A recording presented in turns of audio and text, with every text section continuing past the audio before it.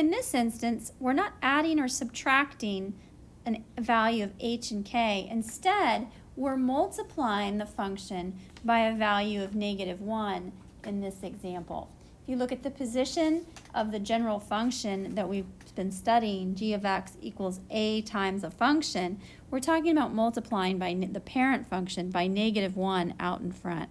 So what we have here is really -1 times the parent function square root of x.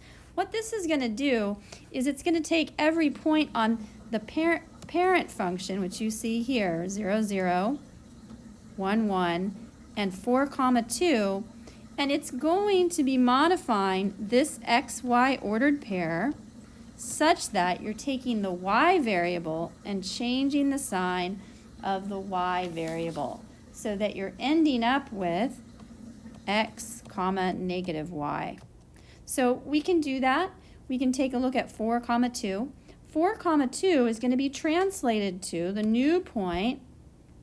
We multiply the y by -1. We get 4, -2.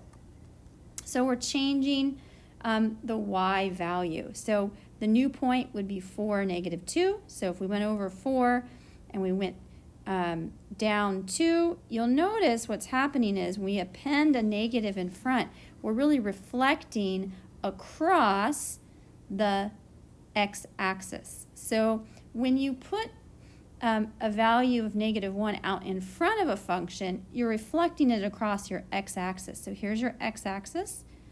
And so you'll see each of these points is going to move. So if we insert an x value of 1, we get -1. So we get this point here gets transformed to 1, -1.